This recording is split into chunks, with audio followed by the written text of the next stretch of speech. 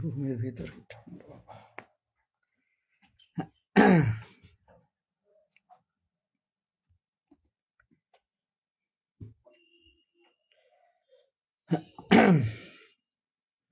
আসসালামু আলাইকুম ওরহমতুল্লাহি ওয়াবারাকাতুহ। আলহামদুলিল্লাহ ওয়াহদা আসসালাতু ওয়াসসালামু আলা মান লা নাবিয়্যা বা'দাহ। আউযু বিল্লাহি মিনাশ শাইতানির রাজীম। বিসমিল্লাহির রহমানির রহিম।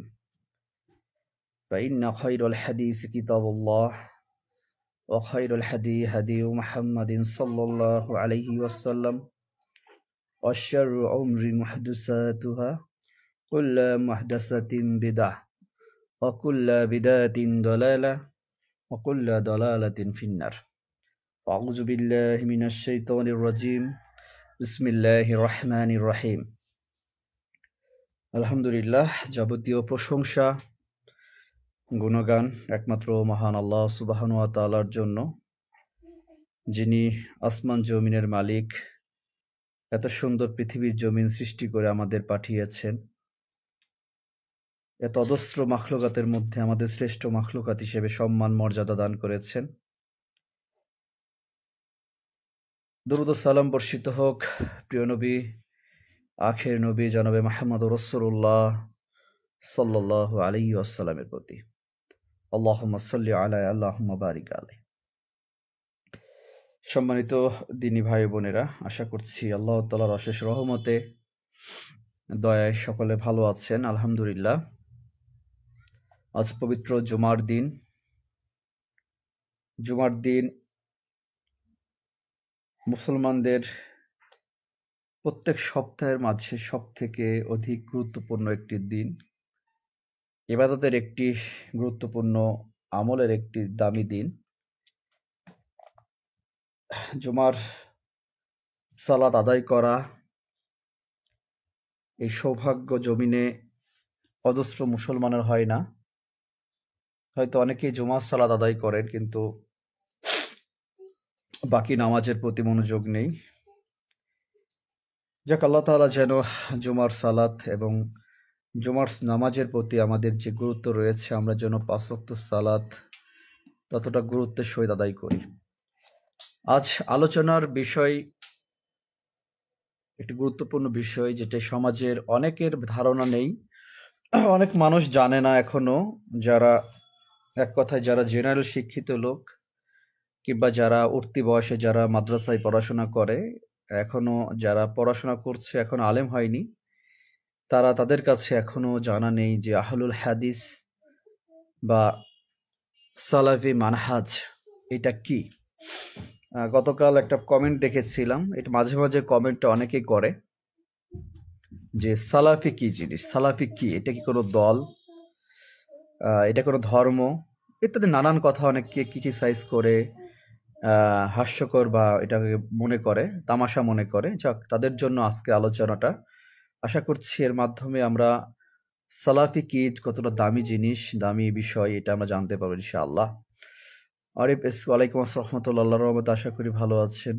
আল্লাহ তাআলা আলহামদুলিল্লাহ, আল্লাহ তাআলা সুস্থ রেখেছেন, ভালো রেখেছেন। আপনি কেমন আছেন? সম্মানিত দিনী ভাই বোনেরা, প্রচন্ড শীতের মাঝে আসলে জনজীবন, মানুষের বাহিরে দেখছি যে অনেক রিক্সা চালক অনেকে আছে জীবিকার জন্য কষ্ট করছে, দেখে আসলে মায়া হয়। অনেক গরমে যেমন কষ্ট হয়, প্রচন্ড শীতেও কষ্ট হয়। আলহামদুলিল্লাহ, তবে একটা কথা যে যাদের সম্পদশালী মানুষ, তারা গরমের কষ্টকে দূর করার জন্য ঘরে এসি লাগায়। ঠান্ডার জন্য অনেক মানুষ প্রচন্ড কষ্ট হয় গরমেতে, কিন্তু আল্লাহ তাআলা জমিনটাকে দেখেন এসি বানিয়ে দিয়েছে। এটাই দুনিয়া, যে আপনি কখনো গরমকে, যখন গরমের কষ্ট অনুভব করেন তখন একটু ঠান্ডা বাতাস অনুভব করা হয়। আবার যখন শীতের মাঝে থাকা হয় তখন একটু কি বলে, একটু গরম পরিবেশ, শীতের পোশাক পরা হয় শীতটা দূর করার জন্য। দেখেন যে এই পৃথিবীর জীবনটা এমনই, কখনো সুখ কখনো কষ্ট, এর মাঝে আমরা জীবন অতিবাহিত করছি। আল্লাহ তাআলা আমাদের পৃথিবী জমিনে পাঠিয়েছেন তার ইবাদত করার জন্য, এবং আমরা আজ জমিনে তার দেখানো যে পথ, যে নবী রাসূলকে পৃথিবীতে প্রেরণ করেছেন, রাসূল সাল্লাল্লাহু আলাইহি ওয়াসাল্লাম আমরা যার উম্মত, যিনি আমাদের পথ প্রদর্শক, যিনি আমাদের আল্লাহ তাআলার পথে চলার জন্য কোন পদ্ধতিতে আমরা চলবো, আমরা কিভাবে আল্লাহ তাআলাকে রাজি খুশি করতে পারবো, সেই সহি সুন্নাহগুলো আমাদের মাঝে রেখে গিয়েছেন। সেটাকে আঁকড়ে ধরা, সেটাকে মেনে চলা সবার পক্ষে সম্ভব নয়। সালাফি মানহাজ সম্পর্কে আমি একটা ভিডিও আপনাদেরকে আমি প্লে করে দেখাবো। আপনারা হয়তো ভিডিওটা অনেকেই দেখেছেন। সজীব মাহমুদ ওয়ালাইকুম আসসালাম রহমতুল্লাহ। জি আলহামদুলিল্লাহ। যেহেতু আমার মুখের কথা, আর যেহেতু আপনারা বাংলাদেশে যারা আলেম, যারা তাদের মুখের কথা হয়তো অনেকের গুরুত্বটা বেশি থাকতে পারে, তবুও যা হোক, আমি বাংলাদেশের একজন সুনামধন্য, একজন বর্তমান প্রজন্মের একজন আলেম, শায়েখ আহমদুল্লাহ সাহেব, তার একটা সালাফি আকিদা সম্পর্কে তার মতামত, যেহেতু আলেমের মুখের কথা শুনলে আপনার কাছে জিনিসটার ক্লিয়ার হবে। এরপর বিস্তারিত আমি আলোচনা করব। আপনারা আশা করি ভিডিওটা কথাগুলো শুনবেন, যদিও দেখা সমস্যা হতে পারে মোবাইল স্ক্রিনে। আপনারা সালাফি আকিদা কি এটা একটু প্লে করে জানেন ইনশাআল্লাহ। সালাফি আকিদা তো সেই আকিদা যে আকিদা সালাফে সালেহিন লালন করতেন, ধারণ করতেন। সাহাবায়ে কেরাম, তাবেঈ, তাবেঈনরা যেই আকিদা বিশ্বাস ধারণ করতেন, সেটাই হলো কি সালাফি আকিদা। যে আকিদা কোরআন এবং সুন্নাহর উপর নির্ভরশীল, যে আকিদায় কোনো নিজস্ব যুক্তি বা কোনো দর্শন দিয়ে যে আকিদা প্রমাণিত নয়, যে আকিদা কোরআন সুন্নাহ দ্বারা সরাসরি প্রমাণিত। প্রত্যেক মুমিনকেই আকিদার ক্ষেত্রে সবচেয়ে নিরাপদ হবে তার জন্য সালাফের আকিদাকে গ্রহণ করা। কারণ সালাফের আকিদার ব্যাপারে অন্তত এই ব্যাপারে কোনো সংশয়ের সুযোগ না যে তারা কোনো ভুল ভ্রান্তি করেছেন। কারণ সালাফে সালেহিন কোরআন এবং সুন্নাহকে, ইসলামী আকিদাকে যেভাবে বুঝেছেন, সেই বুঝটাই একমাত্র সঠিক বুঝ। কারণ পরবর্তীতে যে বুঝগুলো আসছে, সেই বুঝগুলোর ভিতরে বিভ্রান্তি প্রবেশের সুযোগ থাকতে পারে। নবী রাসূলুল্লাহ সাল্লাল্লাহু আলাইহি ওয়াসাল্লাম পরিষ্কারভাবে বলেছেন যে আমার পরে যারা আসে তোমরা তাদের তাদের মধ্যে সত্য থাকবে, এরপরে মিথ্যা প্রসারিত হবে পৃথিবীতে। তাহলে সত্যের যুগ হিসাবে ইসলাম যে যুগকে নির্দিষ্ট করে দিয়ে গেছেন, অবশ্যই সেই যুগের মানুষের বিশ্বাস, সেই যুগের মানুষের ধ্যান ধারণা, সেটাই আমাদের জন্য অনুকরণীয় এবং নিরাপদ। সালাফের আকিদার চাইতে নিরাপদ কোনো আকিদা বিশ্বাস পৃথিবীতে আর হতে পারে না। আসসালামু আলাইকুম ওয়া রাহমাতুল্লাহি ওয়া বারাকাতুহু। যাক, ভিডিওটা আপনারা আশা করি যারা লাইভে আছেন, হয়তো অনেকে পরবর্তীতে লাইভে আসবেন, আপনারা শেয়ার করে বা আপনারা তাকে অপরকে জানাবেন। এটা আপনাদের জানার অধিকার আছে। এটা আপনারা শুনলেন যে সালাফি আকিদা হচ্ছে পৃথিবীর জমিনে সব থেকে নিরাপদ আকিদা। এই কথাটা আমার মুখের কথা হয়তো বললাম না। যদি আমি বলতাম তাহলে হয়তো বলতে পারতেন যে আমার ব্যক্তিগত কোনো দল মতামতকে কেন্দ্র করে আমি আমার মতো করে আমি বলছি। যেহেতু একজন আলেমের কথা শুনলেন, ভিডিওটা আবার রিপিট করে টেনে শুনবেন। আপনারা ইউটিউবে গিয়ে সার্চ দিবেন সালাফি আকিদা সম্পর্কে কি। এটা অনেকে জানার প্রয়োজন আছে। না জানলে আপনার ভিতরে জবান থেকে যে নেগেটিভ মন্তব্য আসবে, এটা আপনার জন্য গুনাহের বিষয়। যে সালাফি শব্দটা সম্পর্কে অনেকেই সালাফি বিষয়টা জানে না। মদিনার যে আকিদা, যেখানে হজ করার জন্য অনেকেই পাগল, অনেকেই গিয়েছেন। পৃথিবীর জমিনে শ্রেষ্ঠ স্থান হচ্ছে মক্কা মদিনা। সেই মদিনার আকিদা হচ্ছে সালাফি আকিদা। সে আকিদা গ্রহণ করা, সেইখানের আকিদাকে লালন করা, এটা কিন্তু আমরা বাংলাদেশ আর কোথায় সৌদি, কোথায় মক্কা মদিনা, সেখানে তারা যে আমলটা করে, অন্যান্য গুনাহের কাজ সেটা আলাদা বিষয়, কিন্তু সেখানে শিরিকের যে বিষয়গুলো, বিদাত শিরিক, সেখানে আপনি খুঁজে পাবেন না। 19-20 হতে পারে, কিন্তু তাদের আকিদা হচ্ছে যেখানে আল্লাহ রাসূল সাল্লাল্লাহু আলাইহি ওয়াসাল্লাম বলেছেন যে তোমরা ইসলামকে সে মদিনা থেকেই তোমাদের কি সেখান থেকে গ্রহণ করতে হবে। এই সমাজে অজস্র মানুষ জানে না, অজস্র মানুষ বোঝে না, যার জন্য সে জবান থেকে খুব সহজে একটা কথা বলে, আহলে হাদিস খবিস, আহলে খবিস, এরা ইহুদের দালাল, আজ এরা ফিতনা ছড়ায়, বা সালাফি যে কনফারেন্সকে বাতিল করছে যারা বিদাতিরা, এদের কেন সমস্যা, কি সমস্যা, সেটা নিয়ে আমি আলোচনা করব। আমার কথাগুলো কেউ নেগেটিভ ভাবে নিবেন না। আপনারা আশা করি যারা আছেন, আপনারা আমার দিনী ভাই, আপনাকে ভালোবাসি। এখানে আমি কারো সমালোচনা করে মিথ্যা কথা বানোয়াট কথা বললে মৃত্যুর পরে আমার জন্য ফলাফল ভালো হবে না।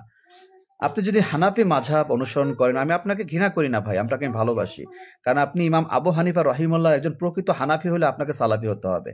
আপনি যদি মনে করেন যে একজন হানাফি একজন ইমামকে অনুসরণ করেছেন, তারাও সেই সই আকিদা মানহাজ তারা অনুসরণ করেছেন, যেটা রাসূল সাল্লাল্লাহু আলাইহি ওয়াসাল্লাম যেটা জীবন দশায় করেছেন, সাহাবারা করেছেন, এবং 4 জন ইমামও সেটাই করেছেন।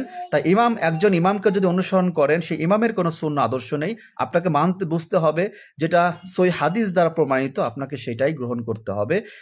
সেটা হয়তো কারো পক্ষে যাবে, কারো বিপক্ষে যাবে। সম্মানিত দিনী ভাই বোনেরা, আমি এর আগে এই বিষয়ে আপনাদেরকে অনেকবার অবগত করেছি।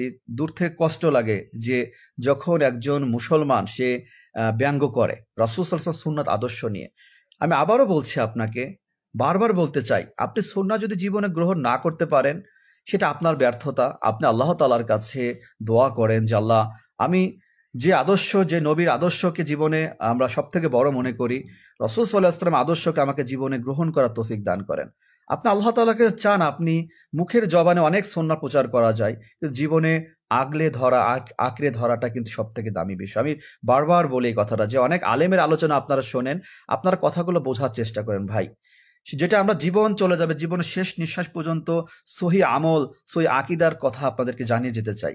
কারণ মৃত্যুর পর কিয়ামতের মাঠে যেন এই সমস্যার সম্মুখীন না হয়। আজ এই সমাজে সালাফি, আপনি নিশ্চয় আলোচনাটা আপনার সালাফি কি এটা আপনারা শুনলেন। আমি আবারও রিপিট করছি, আমি আবারও আপনাদের বোঝানোর জন্য ভিডিওটা আমি আরেকবারও প্লে করতেছি, আপনারা আবার বোঝেন যে সালাফি আকিদা কি বিষয়। এটা আবারও বোঝেন। আবারও যদি বলেন যে শায়েখ আহমদুল্লাহকে মানেন না, তাহলে আপনি কাকে মানবেন সেটা আমার কোনো বিষয় না। কিন্তু বর্তমান সময়ে যদি আমার কথা হয়তো বলতে পারেন যে সস্তা, আপনার কথা আপনি কি বোঝেন? আপনি মাদ্রাসায় পড়াশোনা করেন নাই, আপনি কি বুঝবেন? এটা আপনার ধারণা হতে পারে, কিন্তু তার কথাটা তিনি কি বলছেন, তিনি তো হানাফি মাযহাব অনুসরণ করেন, তিনি একজন হানাফি আলেম, কিন্তু তিনি সালাফি সম্পর্কে কি বলেছেন এটা আপনাকে জানতে হবে। আমি আবার রিপিট করছি, আমি আবার ভিডিওটা আপনারা আবার শোনেন। ভাই, সালাফি আকিদা তো সেই আকিদা যে আকিদা সালাফে সালেহিন লালন করতেন, ধারণ করতেন। সাহাবায়ে কেরাম, তাবিঈনরা যেই আকিদা বিশ্বাস ধারণ করতেন, সেটাই হলো কি সালাফি আকিদা। যে আকিদা কোরআন এবং সুন্নাহর উপর নির্ভরশীল, যে আকিদায় কোনো নিজস্ব যুক্তি বা কোনো দর্শন দিয়ে যে আকিদা প্রমাণিত নয়, যে আকিদা কোরআন এবং সুন্নাহ দ্বারা সরাসরি প্রমাণিত। প্রত্যেক মুমিনকেই আকিদার ক্ষেত্রে সবচেয়ে নিরাপদ হবে তার জন্য সালাফের আকিদাকে গ্রহণ করা। কারণ সালাফের আকিদার ব্যাপারে অন্তত এই ব্যাপারে কোনো সংশয়ের সুযোগ না যে তারা কোনো ভুল ভ্রান্তি করেছেন। কারণ সালাফে সালেহিন কোরআন এবং সুন্নাহকে, ইসলামী আকিদাকে যেভাবে বুঝেছেন, সেই বুঝটাই একমাত্র সঠিক বুঝ। কারণ পরবর্তীতে যে বুঝগুলো আসছে, সেই বুঝগুলোর ভিতরে বিভ্রান্তি প্রবেশের সুযোগ থাকতে পারে। নবী রাসূলুল্লাহ সাল্লাল্লাহু আলাইহি ওয়াসাল্লাম পরিষ্কারভাবে বলেছেন যে আমার পরে যারা আসে তোমরা তাদের তাদের মধ্যে সত্য থাকবে, এরপরে মিথ্যা প্রসারিত হবে পৃথিবীতে। তাহলে সত্যের যুগ হিসাবে ইসলাম যে যুগকে নির্দিষ্ট করে দিয়ে গেছেন, অবশ্যই সেই যুগের মানুষের বিশ্বাস, সেই যুগের মানুষের ধ্যান ধারণা, সেটাই আমাদের জন্য অনুকরণীয় এবং নিরাপদ। সালাফের আকিদার চাইতে নিরাপদ কোনো আকিদা বিশ্বাস পৃথিবীতে আর হতে পারে না। আসসালামু আলাইকুম ওয়া রাহমাতুল্লাহি ওয়া বারাকাতুহু। হাদিসে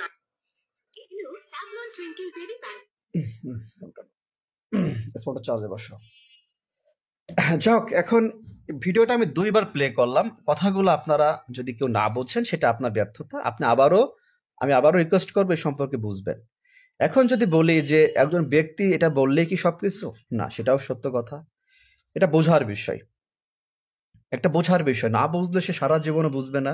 অনেকে দেখবেন যে সারা বছর পরেও ওই সাবজেক্টে পাশ করতে পারে না, কারণ বুঝতে পারে না। আর অনেকে এটাই যে আসলে মেধা জ্ঞান সবার একরকম নয়। আপনারা কমেন্ট করতেছেন, আমি উত্তর আলোচনার মাঝে আমি দিতে পারছি না, এজন্য দুঃখিত।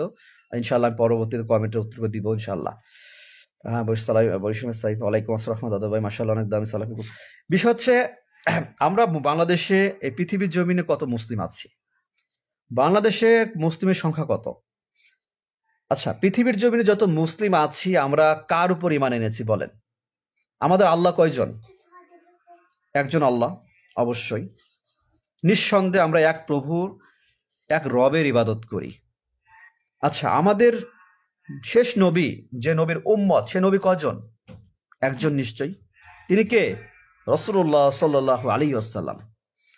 আর কোনো ভেজাল আছে এখানে? কোনো ভেজাল নেই। আচ্ছা, রাসূল সাল্লাল্লাহু আলাইহি ওয়াসাল্লামের জীবন আদর্শ, 63 বছর জিন্দেগি, 40 বছর বয়সে তিনি নবুয়ত প্রাপ্ত হলেন।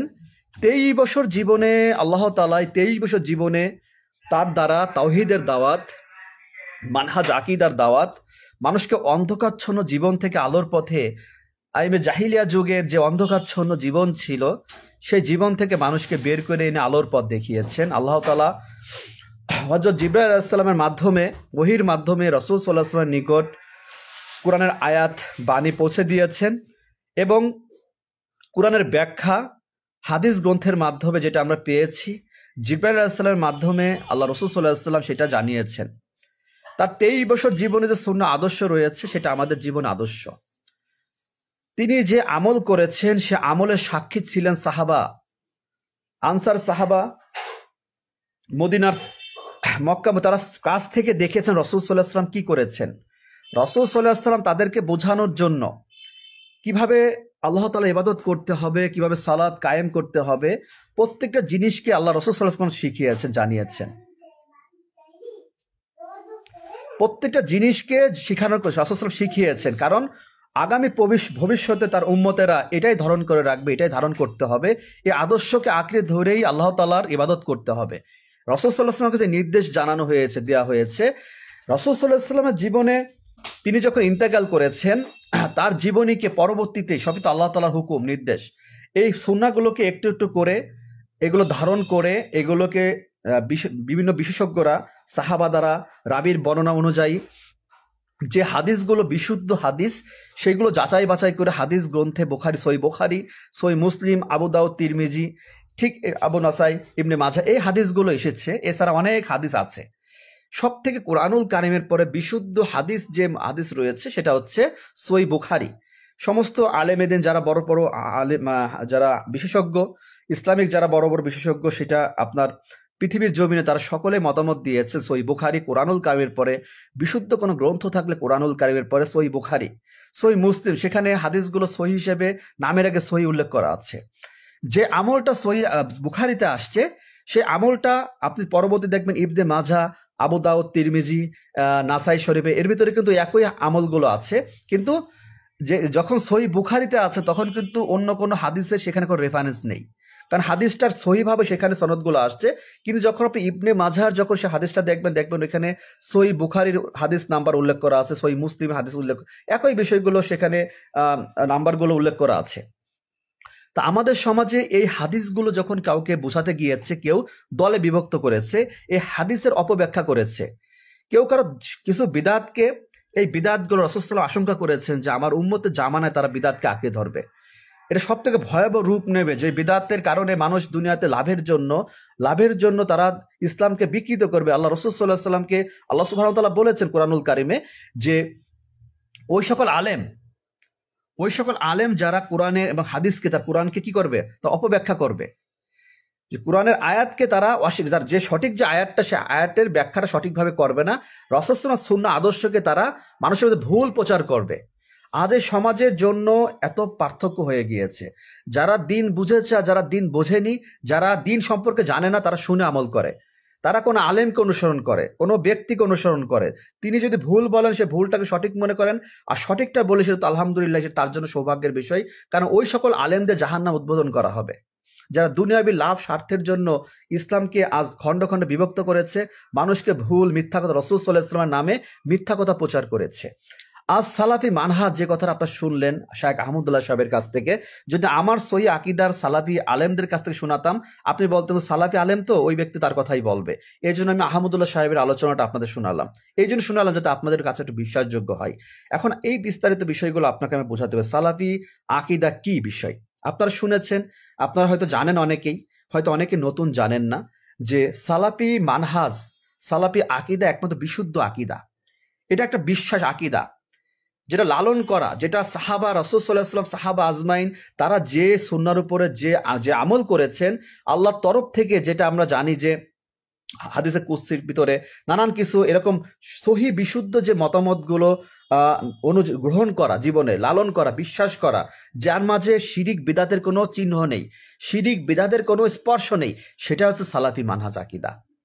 হয়তো অনেকেই নতুন প্রজন্মের অনেকে আছেন, হয়তো অনেকে এখনো জানেন না, বোঝেন না যে এটা কি কোনো দল, এটা কি কোনো ধর্ম। কিছু কিছু কমেন্ট দেখলে আসলে খুব অন্তরে ব্যথা লাগে যে হাই আফসোস, এত চারপাশে এত আলেম, এত চারপাশে এত বড় বড় বক্তা, এরা আজ পর্যন্ত মানুষকে এটা বুঝাই দেয় না সালাফি কি। ওই মিজানুর রহমান আজহারি যদি মানুষকে ওই 20 লক্ষ মানুষের মাঝে বলে ভাই সালাফি আকীদা কি জিনিস, তখন ওই মানুষগুলো বুঝতো, কিন্তু এরা তো এই কথাগুলো বলবে না, তারা জনপ্রিয় থাকবে না, ফিল্ড কমে যাবে, হাদিয়ার মান কমে যাবে, অনেক কিছু আছে। আবার কথাগুলো শুনলে আপনার কাছে গা জ্বালা হতে পারে, সেটা আল্লাহ তাআলা, যেহেতু আল্লাহ জানে আমার কথা বলার উদ্দেশ্যটা কি, কাউকে ছোট করা আমার বিষয় না, কিন্তু মানুষ কেন জানবে না সালাফি কি জিনিস। এখন কথা হচ্ছে, আপনার কাছে দুরকম মনে হলো যে আপনি হানাফি মাঝহাব অনুসরণ করেছেন, সালাফি তার মানে কি আমি ভুল করছি? প্রশ্ন তো অবশ্যই থাকবে এখানে, আমি অবশ্যই আপনাকে এই প্রশ্নের উত্তরটা দেওয়ার চেষ্টা করব। আপনি হানাফি মাঝহাব অনুসরণ করেছেন, হানাফি মাঝহাব একজন ইমামকে অনুসরণ করেছেন, এটাই। একজন ইমাম, 4 জন সম্মানিত ইমামের একজন ইমামকে বেছে নিয়েছেন, তিনি হচ্ছে ইমাম আবু হানিফা রাহিমাহুল্লাহ। তার একটা মাযহাব আছে, হ্যাঁ, তাকে অনুসরণ করেন। নিঃসন্দেহে একজন ইমামকে অনুসরণ করেছেন, ইমামকে ভালোবেসেছেন। ইমামকে অনুসরণ করা বলতে কি বোঝাচ্ছেন? ইমামের কোনো সুন্নাহ আদর্শ আছে? না। আমার কি কোনো সুন্নাহ আদর্শ আছে? না। আপনার কোনো সুন্নাহ আদর্শ আছে? না। আপনার বাবার আছে? না। আপনার দাদার আছে? না। দাদার দাদার আছে? না। কারো নেই। সুন্নাহটা কার? রাসূল সাল্লাল্লাহু আলাইহি ওয়াসাল্লামের। আপনার এই কথাটা আমার কাছ থেকে যদি বোঝেন, আল্লাহ রহমত করে বুঝতে পারবেন জীবনে। আর যদি না বোঝেন, তাহলে আসলে আল্লাহ তাআলা দোয়া করি যেটা কারো মাধ্যমে বুঝতে পারেন। সুন্নাহ কারো ব্যক্তিগত কিছু নেই। আমরা যে সুন্নাহগুলো জীবনে গ্রহণ করেছি, যেটা আমরা জেনেছি, বুঝেছি, সেটা আল্লাহ তাআলার বাণী, আল্লাহ তাআলার নির্দেশ, রাসূল সাল্লাল্লাহু আলাইহি ওয়াসাল্লাম আমাদেরকে শিখিয়েছেন। তার মানে ইমাম আবু হানিফা, ইমাম শাফি, ইমাম মালিক, ইমাম হাম্বলি, তাদের কি কোনো সুন্নাহ আছে? না, তাদের কোনো সুন্নাহ নেই। আপনাকে এটা বুঝতে হবে আগে, তাদের কোনো সুন্নাহ নেই। তার মানে যখন আপনাকে বলতে রাসূল সাল্লাল্লাহু আলাইহি ওয়াসাল্লাম এই কাজ করেছেন, তখন আপনি কি বলতে পারেন ইমাম আবু হানিফা রাহিমাহুল্লাহ এই কাজ করেননি? তার মানে ইমাম আবু হানিফা রাহিমাহুল্লাহ ব্যর্থতা। রাসূল সাল্লাল্লাহু আলাইহি ওয়াসাল্লাম যে সুন্নাহ পালন করেছে, ইমাম আবু হানিফা রাহিমাহুল্লাহ যদি সেটা গ্রহণ না করেন, সেটা তার ব্যর্থতা। তার জবাব সে কিয়ামতের মাঠে দিবে। আপনাকে বুঝতে হবে। ইমাম শাফি সেটা জবাব দিবে, ইমাম হাম্বলি, তারা তো বড় মুহাদ্দিস ছিলেন, তারা অনেক জ্ঞানী ছিলেন, কিন্তু তাদের কি ভুল থাকতে পারে না? অবশ্যই ছিলেন, কারণ তিনি মানুষ। যেখানে রাসূল সাল্লাল্লাহু আলাইহি ওয়াসাল্লাম টুকটাক তিনিও তো ভুল করে ফেলেছেন, ইবলিসের পক্ষ থেকে হয়ে যায়, এটা হতেই পারে। এটাই উম্মাদের জন্য শিক্ষা। তার মানে এই যে রাসূল সাল্লাল্লাহু আলাইহি ওয়াসাল্লাম জীবনে যে আমল করেছেন, আল্লাহর সন্তুষ্টি অর্জনের জন্য তিনি যে পদ্ধতি অবলম্বন করেছেন, কিভাবে সালাত আদায় করেছেন, সালাতের ভিতরে তিনি কি কি দোয়া পড়েছেন, সালাতের পরে তিনি মসজিদে কি করেছেন, মসজিদ থেকে বেরিয়ে তিনি কি করেছেন, তিনি ইসলামকে কিভাবে গ্রহণ করেছেন, সেইটাকে পরিপূর্ণ মানা হচ্ছে সালাফি আকীদা। সেটাকে জীবনে লালন অন্তরে গ্রহণ করা হচ্ছে সালাফি আকীদা। তার মানে আপনি হানাফি, আপনি তাই বলে কি আপনি সালাফি না? অবশ্যই আপনি যদি হানাফি মাযহাব অনুসরণ করেন, আপনাকে এই সালাফি আকীদা আপনাকে গ্রহণ করতে হবে, যেটা আহমদুল্লাহ সাহেব বলে দিয়েছেন। এটা বিশুদ্ধ আকীদা, কোনো নির্ভেজাল আকীদা, এখানে কোনো স্লিপ করার কোনো কিছু নেই। সালাফে সালেহিনদের যে আকীদা, বিশ্বাস, মানহাজ, সেটা হচ্ছে একটা বিশ্বাস। যেমন আপনি বিদাত গ্রহণ করবেন না, রাসূল সাল্লাল্লাহু আলাইহি ওয়াসাল্লাম যেটা করেননি এটা বিদাত, এটা আমি গ্রহণ করব না, এটাই সালাফি আকীদা। যদি অনেকে বোঝেন না, আমি ভাই এটা বললাম না যে যারা না বোঝার চেষ্টা করলে কি করে বুঝবেন? বুঝতে হবে আপনাকে। আপনি যদি দলের চিন্তা করেন, কোনো ব্যক্তির দিকে যান, তাহলে আপনি পথভ্রষ্ট হয়ে যাবেন। আপনি আমাকে অনুসরণ করার কিছু নেই। আমি কথা বলবো আল্লাহর কথা, সে কথা আপনি শুনবেন। সে কথা যদি ভেজাল হয় আমাকে জানাবেন, আমার ভুল হলে আমাকে জানাবেন। এত ওয়াজ চারপাশে শুনে লাভ নাই। আগে মানহাজ বুঝতে হবে, আকীদা বুঝতে হবে, ঈমান বুঝতে হবে। আপনি সারা জীবন ওয়াজ শুনে আপনি কি সঠিক কিছুই বুঝতে পারবেন না। ওই চোখে পানি পড়ে হুজুরের কথা শুনে চোখে পানি পড়ছে, কোনো লাভ হবে না। ওই কেঁদে কোনো লাভ নাই যদি আমি সঠিক মত না চিনতে পারি। একজন বড় সেলিব্রিটি বক্তা স্টেজে এসে তাকে কোটি কোটি মানুষ দেখলো, ওটার মাঝে কোনো সার্থকতা নেই।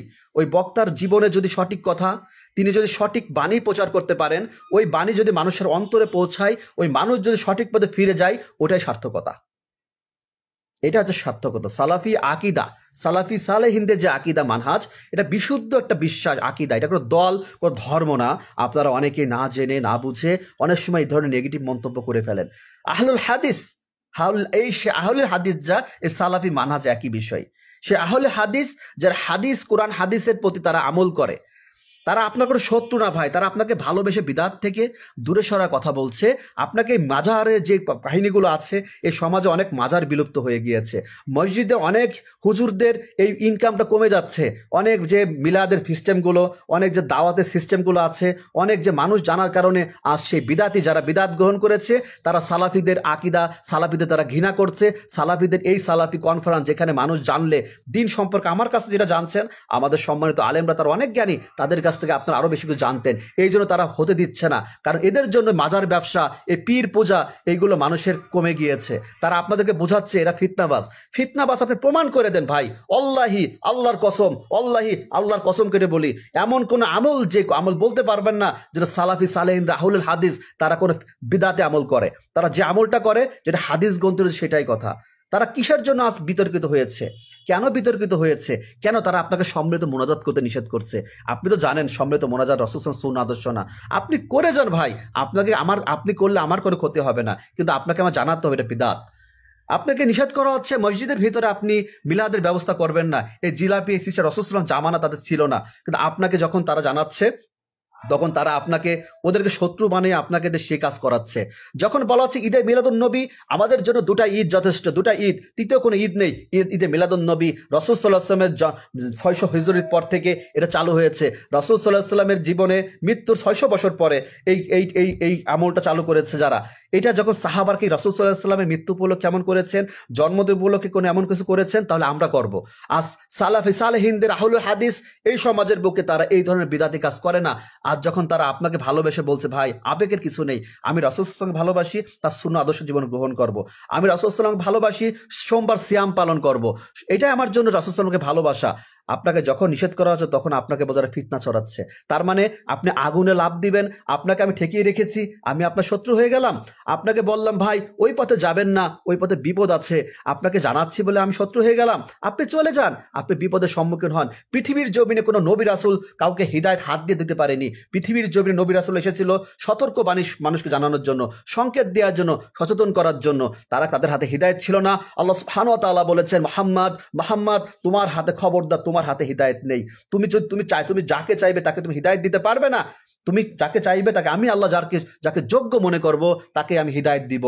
সম্মানিত দ্বীনী ভাই বোনেরা, মানুষ আপনাকে একটু একটু করে সমাজে সালাফি মানহাজ, সই আকিদার মানুষ, আহলুল হাদিস এই সমাজে 100 মানুষ জানতো না, এখন বৃদ্ধি পাচ্ছে। আপনি হয়তো জানেন না, চারপাশে দেখেন এখন ওদের জ্বালা উঠে গিয়েছে, ওদের রাগ উঠে যাচ্ছে। তখন ওরা কি করবে? কিছু জর্দাখোর, কিছু পীর পূজারী, কিছু বিদাতি যারা ওই কারবার করে বেড়ায়, তখন তাদের চেহারা দেখতেছেন, তারা নেমে গিয়ে স্লোগান দিচ্ছে সালাফি আহলুল হাদিস এরা বড় ফিতনা, এদেরকে বাধা দেন। এদের জন্য মানুষ যারা সই আকিদা, যারা আব্দুর রাজ্জাক বিন ইউসুফ হাফিজুল্লাহ, এদের মতো মতিউর রহমান মাদানী, যারা বড় বড় ডাক্তার জাকির নায়েক, এদের জন্য আজ ইসলামের অনেকে যারা ব্যবসা করত, যারা ইনকাম করত, যারা ধান্দাবাজি করে খেত, এদের ব্যবসায় টান পড়ে গিয়েছে। এই জন্য সমাজে যারা যুবক উঠতি বয়সে যারা আল্লাহর ইবাদত করতে আসছে তাদেরকে বোঝাচ্ছে। তারা চিন্তা করতেছে আমার বাবা দাদা তারা তো হানাফি মাযহাব অনুসরণ করেছে, আমরা তো এটাই দেখে শিখেছি। কিন্তু আপনি ইসলামকে জানেন। আমি আপনাকে লাইভে বলছি ভাই, আপনাকে আহলে হাদিস পরিচয় দিতে হবে না, আপনাকে আহলে হাদিস পরিচয় দরকার নেই। আপনি জীবনে কাউকে আমি সালাফি মানহাজ, আমি নামের আগে সালাফি লিখবো, এটা আমি আপনাকে নিষেধ করলাম, কোনো প্রয়োজন নেই। আপনি জীবনে কখন নিজেকে বলবেন আমি আহলে হাদিস, আমি সালাফি? আপনি কোরআন এবং হাদিসকে মেনে চলেন, কোরআন এবং হাদিসের প্রকৃত সহি আমল করেন, কোনো ব্যক্তির কথা শুনে নাই। রাসূল সাল্লাল্লাহু আলাইহি ওয়াসাল্লাম যেটা করেছেন সেটাই করবেন, সেটাই করে যান, সেটা আঁকড়ে ধরেন, সফল হবেন। ওইটাই হচ্ছে সেই সালাফিদের আকিদা, ওইটাই আকিদা। এটা মানুষকে প্রচার করার কিছু নেই। আল্লাহ তাআলা সব জানেন, সব বোঝেন। আজ এই সমাজের মানুষ আজ নানান দলে দলে বিভক্ত হয়ে গিয়েছে। আজ চিন্তা করে দেখেন যে ব্যক্তিকে অনুসরণ করার কারণে আজ এত দলাদলি, এত মারামারি। যদি রাসূল সাল্লাল্লাহু আলাইহি ওয়াসাল্লামের সুন্নাহ আদর্শকে মানুষ গ্রহণ করত প্রকৃতপক্ষে, তখন এটা সমস্যা ছিল না। আজ হুজুর জর্দাতে পান খায়, সে হুজুর বলে এটা মাকরু, কোনো সমস্যা নাই। তখন আপনি চিন্তা করলেন হুজুর জর্দা যখন খায়, তামাক খাচ্ছে, তার মানে এটা কোনো অপরাধ কিছু হতে পারে না। হুজুর জানিয়ে দিয়েছে বিড়ি খাওয়া মাকরু, তখন আপনি বিড়ি ছাড়তে পারতেছেন না। বাংলাদেশের জমিনে যারা সালাফি মানহাজ, যারা সহি আকীদা অনুসরণ করেছে, তাদের কাছ থেকে এই ধরনের ভ্রান্ত কথা আপনি পাবেন না। তাদের কথা আমি বলছি, আমি নিজেকে সালাফি আকীদা, সালাফি মানহাজ আকীদার অনুসারী মনে করি তখনই যখন আমি শিরিক বিদআত মুক্ত আমল করি। তখন বুঝেছি যে কোনো মাদকের, কোনো নিশার জাতীয় দ্রব্য এই মুখ দিয়ে, এই জবান থেকে আমরা যে অনেক কথা বলি, মানুষকে ফতোয়া দিই, ফতোয়া হুজুর দিয়েছে। হুজুর যদি আপনাকে জাহান্নামকে জান্নাত বানিয়ে দেয়, ওটা কি কখন সঠিক হবে? এটা কখনই হবে না। এই জন্য বলি, আপনাকে তো অনেক ওলামা কিরাম বলেন, এই বলেন তাই বলেন, যারা বিদাতি তার কাছ থেকে যদি আপনি দিন গ্রহণ করেন, আপনি বিদাতকে জীবনে গ্রহণ করবেন। আমি যদি মিথ্যা কথা বলি, আল্লাহর কসম, আমি আল্লাহর কাছে বলি, আল্লাহ আমি যদি মিথ্যা কথা বলি আমার শাস্তি আপনি দেবেন। আমি যদি কোনো মন গড়া বানোয়ার কথা যে লাইভ এসে বলে থাকি, আমার জবান থেকে বলি, আমাকে আপনি সেই বিচার, কঠোর শাস্তি আমাকে দিবেন কিয়ামতের মাঠে। কিন্তু আমি আপনাকে সে কথা বলতে চাই না ভাই, কারণ মৃত্যুর পরবর্তী জীবন, ওই জীবনকে চিরস্থায়ী আখিরাতের সুখ শান্তি হারাতে চাই না ভাই। এটাই বলছি, আপনারা বোঝার চেষ্টা করেন। বাপদাদার ধর্মকে বাদ দেন। বাপদাদা কি করেছে? আমার বংশ, আমি যেখানে বড় হয়েছি, তাদের আহল হাদিস নামে চিনে। আমি আমার মসজিদ মাদ্রাসা সবই তারা সই আকিদা। যখন শহর থেকে গ্রামে আসলাম, তখন তাদেরকে বুঝতাম না, তখন যখন জোরে আমিন বলতো তখন হাসতাম, হাসি চলে আসতো, কারণ কখনো তো দেখি এরকম দেখিনি। শহরে নামাজ পড়েছি, ওই যে পাগলা মসজিদ, ওইখানে একসময় আমার বাবা চাকরি করেছে পুলিশে, সেখানে নামাজে যেতাম। তখন কিন্তু দেখে দেখে নামাজ শিখেছি, হাত নিচে বাঁধতাম, যাই কিছু করি না, রফলে দেন এগুলো তো বুঝতাম না। যখন গ্রামে আসছি, এই আলোচনা অবশ্যই এর আগেও করেছি, এই বিষয়গুলো জানিয়েছি, তখন দেখে দেখে হাত বাঁধা শিখলাম, তাদের দেখে রফলি দেন করলাম, একটু আমিন জোরে বললাম, এগুলো দেখে দেখে শিখেছিলাম। এটা কোনো ধর্মের রীতিনীতি মনে রাখবেন। আপনাদের বলবো, দেখে দেখে কিছু শিখার নাই, আপনি কুরআন হাদিস সম্পর্কে জানার চেষ্টা করেন। আপনারা শিক্ষিত, অবশ্যই আপনাকে জানতে হবে, মানতে হবে।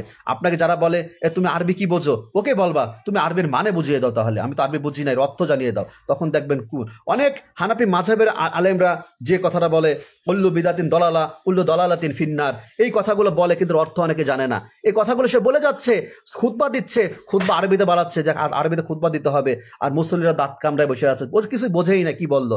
সে বলতেছে বিদাত গ্রহণ করা যাবে না, বিদাতকারীর অবস্থা পথভ্রষ্টতা, কিন্তু সে অর্থগুলো জানিয়ে দিচ্ছে না।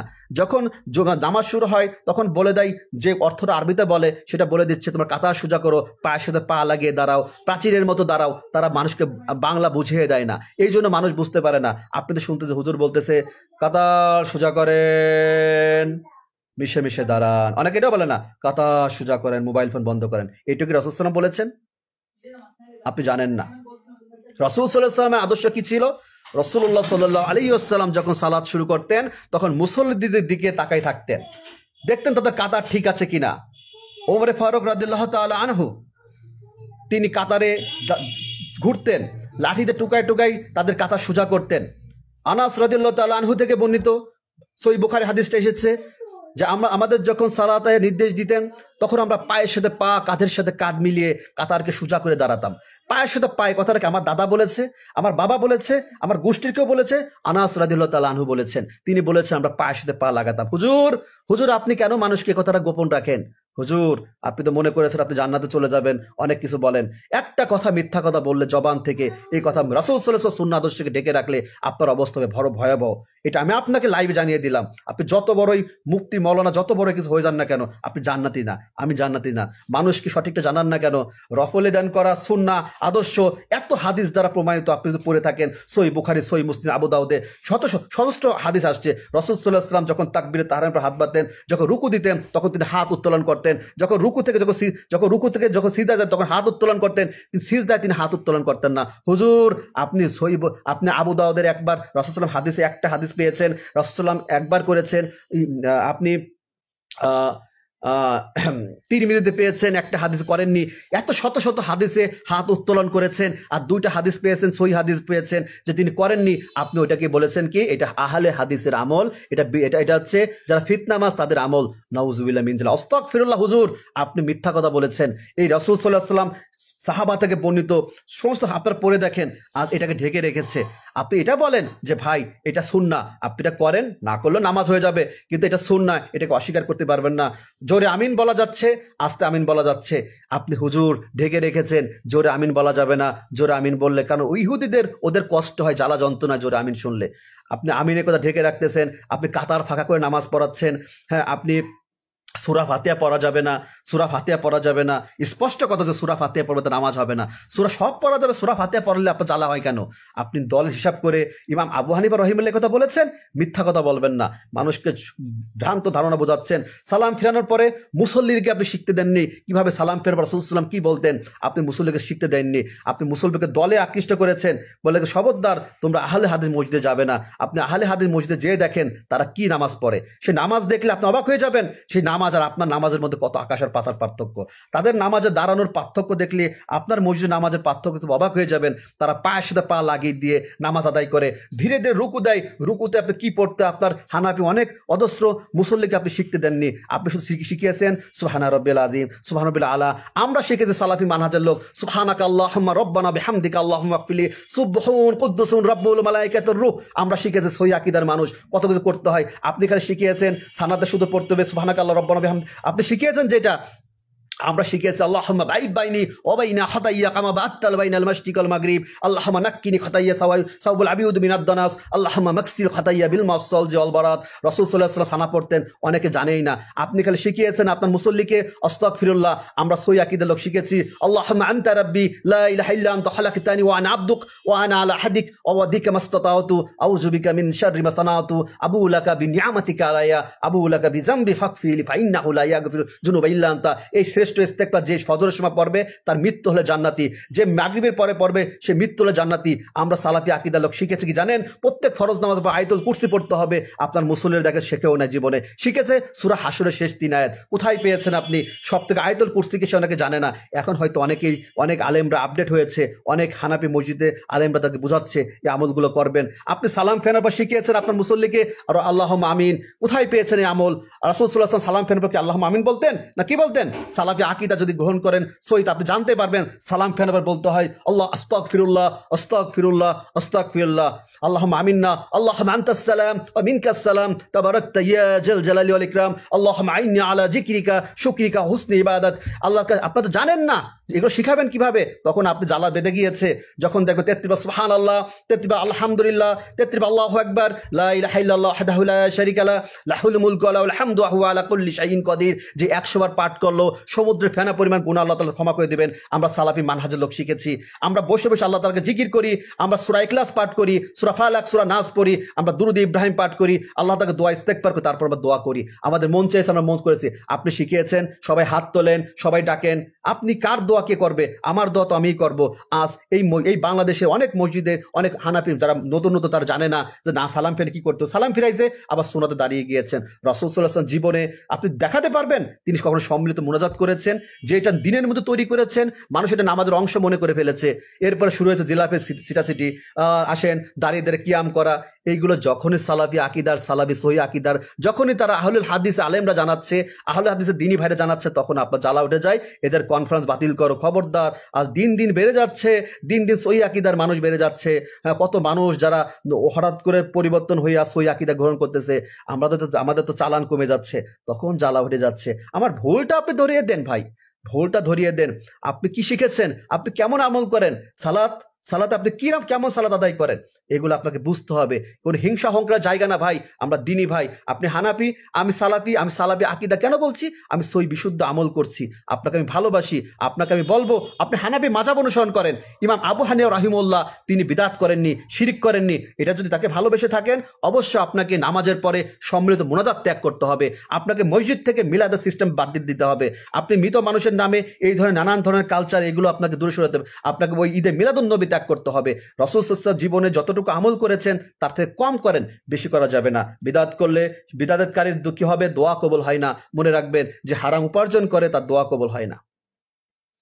সালাফি মানহাজ একসময় বুঝতাম না ভাই, এখন চোখে অন্তর কাঁদে, এখন অন্তর কাঁদে, বলতে চাচ্ছে অন্তর কাঁদে। কেন জানেন? যে এত দামি একটা বিষয় জীবন আল্লাহ তাআলা যাদেরকে দিয়েছেন, যারা বুঝেছে, তাদের আচরণ, তাদের আমল, এটা তো বলার বিষয় না। আপনি অবাক হয়ে যাবেন, আপনি অবাক হয়ে যাবেন। আপনার কাছে কি মনে হয়? আপনারা অনেকেই দেখেছি, এই পর্যন্ত অনেক দেখেছি শায়েক পূজারি বলা হয় না, অনেক কথা বলেন না। যখন বলি ভাই পীর পূজা করবেন না, মাজার পূজা করবেন না, তখন কি বলে আপনাদের শায়েক পূজারি। কিভাবে শায়েক পূজারি হলাম ভাই? শায়েক পূজারি হয় কিভাবে? শায়েকের কোনো সুন্নাহ আদর্শ আছে? আপনাকে প্রশ্ন করি, শায়েকের পূজারি বলতে কি বোঝেন? তাকে ভালোবাসাকে পূজারি বলা হয়? ইসলামে কি কোনো আলেমকে ভালোবাসার কথা নিষেধ করা হয়েছে? তাহলে বলবো হ্যাঁ আমি শায়েক পূজারি। ইসলামে কোনো ব্যক্তিকে কি ভালোবাসতে নিষেধ করা হয়েছে? একজন আলেমকে আমরা ভালোবাসি, তাহলে মিজানুর রহমান আজহারীকে পূজা করা হচ্ছে। তাহলে এত মানুষ যাচ্ছে, ছুটে ভেঙেছিল লক্ষ লক্ষ মানুষ, কেন? এটাকে একটা মানুষকে ভালোবেসে যাচ্ছে, দিনের জন্য যাচ্ছে। তাহলে একজন আলেম তারা কথা বলে, আপনি যদি দিন বোঝেন তারা কথা সত্য বলে না মিথ্যা বলে আপনি বুঝতে পারবেন। কিন্তু আপনি যদি না বোঝেন, আপনি যদি না জানেন, তখন আপনার কাছে দ্বিধাদ্বন্দ্বে পড়ে যাবেন তিনি কি বললো, কি বুঝালো। ভুল মানে ভুল হচ্ছে বলে আমরা মানুষ।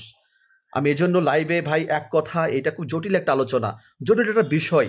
আমার মতো ভাঙাচোরা মানুষ আল্লাহ তাআলা বলার তৌফিক দিয়েছে আপনাদেরকে দুটো কথা, এই জন্য আমি বলতে চাচ্ছি। আমি কোনো বলেছি আমি হক কথা বলি, প্রথম থেকে বলেছি আমি কোনো এমন তেল বাটি মারা কথা বলবো না যার জন্য আমি কিয়ামতের মাঠে আমি ঠেকা পড়ে যাব।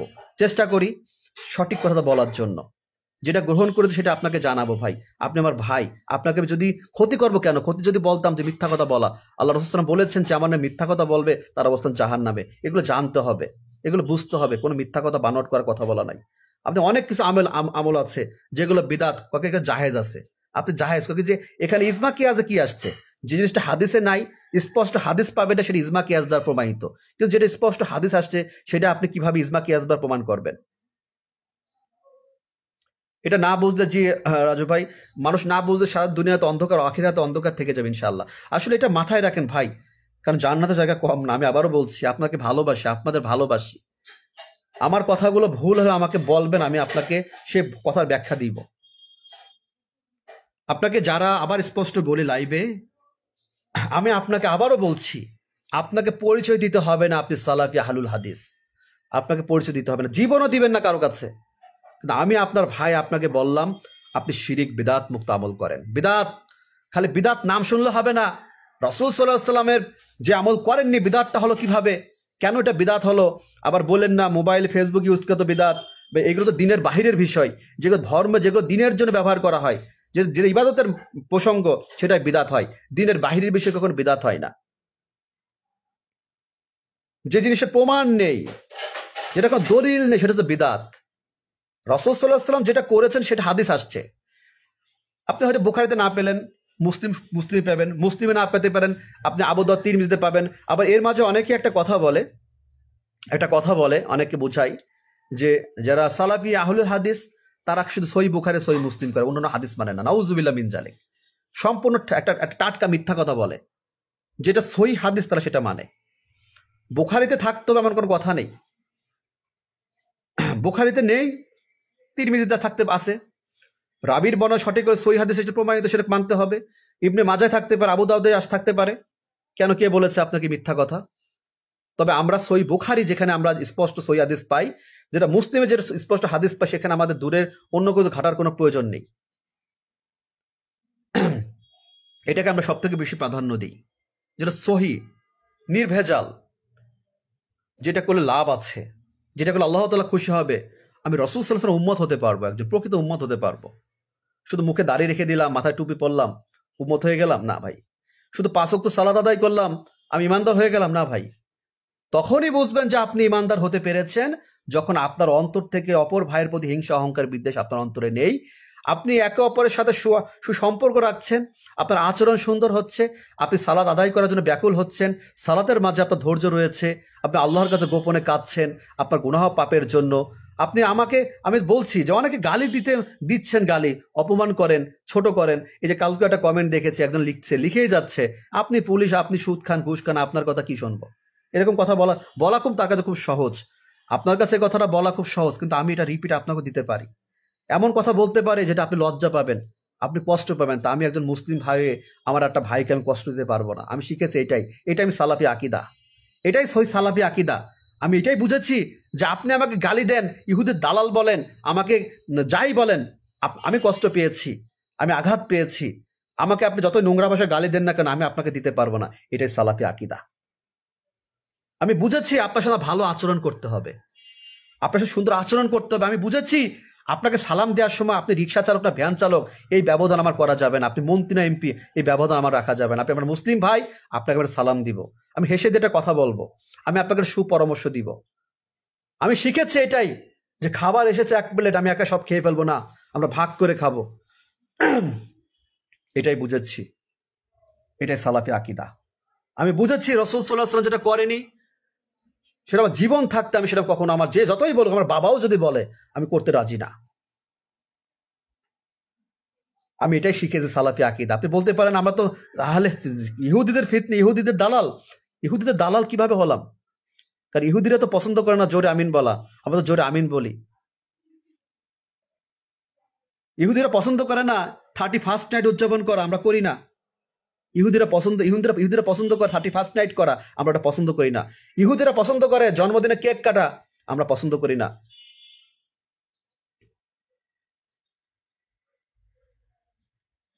কিভাবে ইহুদি দালাল হলাম ভাই? কিভাবে বলেন এই কথাগুলো দূর থেকে?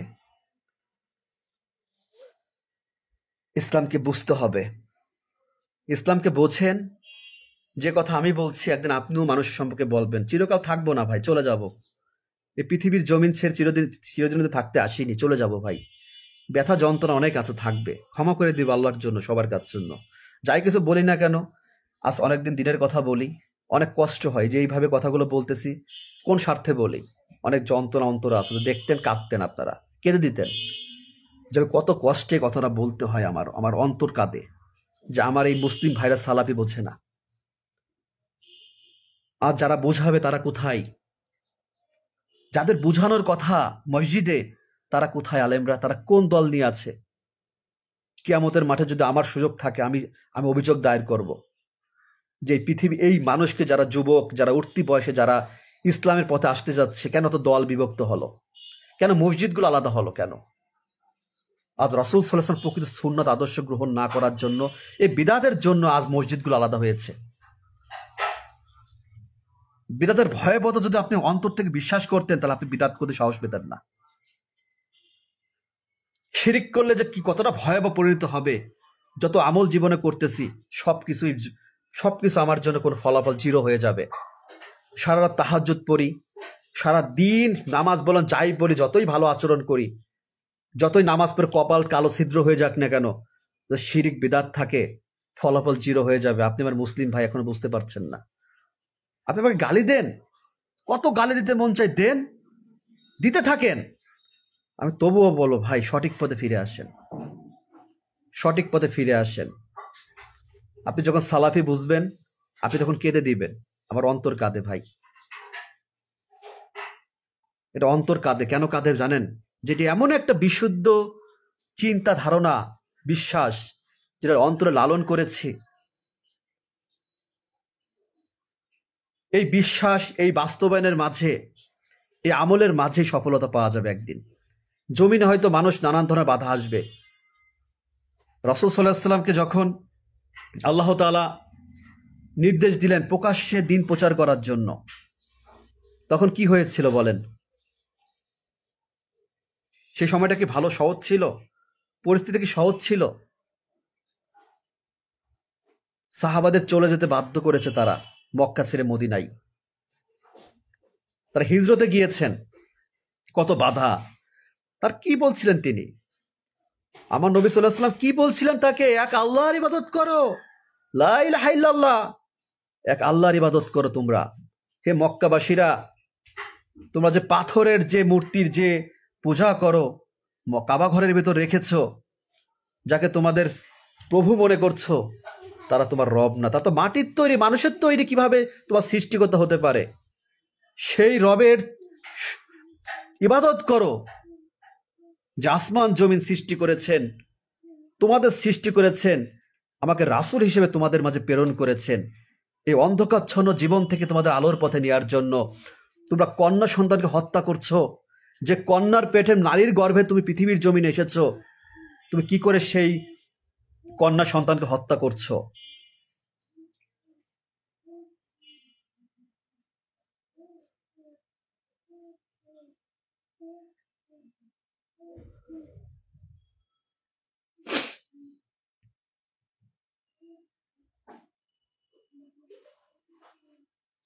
খুব অদ্ভুত।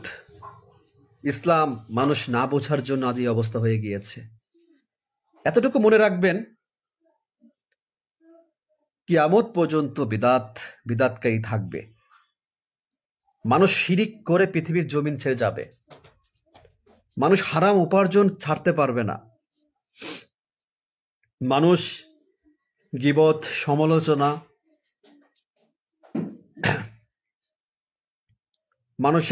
মানুষকে হত্যা, যত রকমের গুনাহের কাজ, কবিরা গুনাহ, যত রকমের পাপ আছে, জিনা বলেন, চোখের জিনা মানুষ দুই ভাবে করে, এটা চোখের, এটা শারীরিক। কানের জিনা, জবানের মানুষ ছাড়তে পারবে না। অজস্র মুসলিম ঘরে জন্মগ্রহণ করার পরেও নামাজ থেকে দূরে সরে থাকবে। সে অপেক্ষা করবে, ভাবতে ভাবতে জীবনের সময়টা ফুরিয়ে যাবে। অজস্র মুসলিম নামাজ ছাড়া তাদের মৃত্যু হবে। অজস্র মানুষ আগামীকালের অপেক্ষা করবে, ইবাদত করব, কিন্তু সে আগামীকালের অপেক্ষা তার শেষ হবে না। অজস্র মানুষের কাছে দিন পৌঁছানোর পরও তারা মানবে না। আল্লাহ তাআলা বলেছেন, ভাই আমার, অন্তরে ব্যথা ভাই, যন্ত্রণা, যে মানুষকে জানানোর পরও মানুষ কিভাবে মুখ ফিরিয়ে নেয়, মানুষ সত্যকে কিভাবে অস্বীকার করে, মানুষ কিভাবে সত্যটা জানার পরেও মিথ্যা বলে।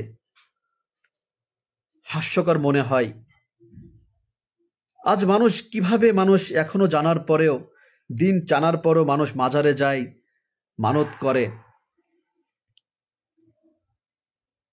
এখনো মানুষ করে যাচ্ছে। আলেমদের মধ্যে নানান দ্বন্দ্ব, দলাদলি, নামের আগে আহলে হাদিস লিখে দিয়ে ভাবতেছে আমি তো আহলে হাদিস হয়ে গেলাম।